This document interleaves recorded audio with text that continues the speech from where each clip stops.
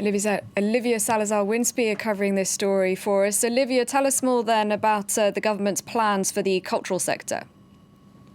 Well, as you heard there, Claire, the watchword is creativity and reinvention from Emmanuel Macron today, calling on artists to use their imagination, basically, when it comes to rethinking how culture is brought to its audience.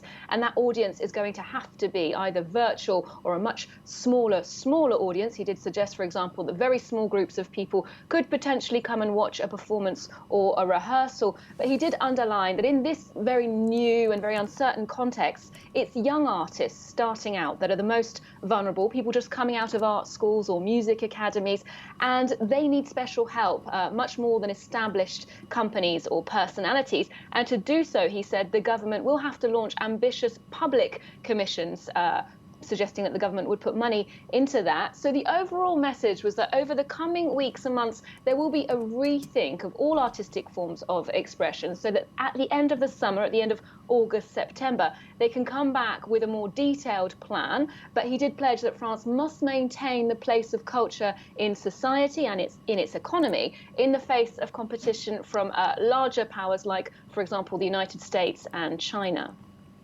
And what about financially? What's the industry going to need to really get back on its feet?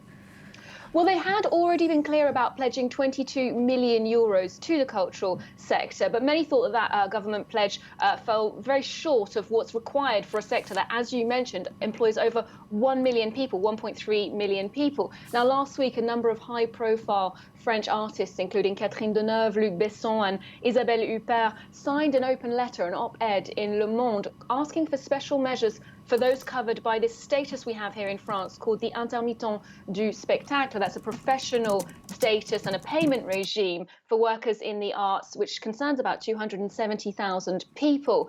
Now, normally that status and the benefits that go with it is dependent on clocking up a certain amount of hours every year, having a certain amount of contracts. Obviously, in the current climate, that's impossible, given that all performances and festivals have been cancelled. Now, Macron did respond to their concerns on that issue. He said the rules will be relaxed and extended until August 2021, which means that basically this year will be exempt from the intermittent du spectacle regime.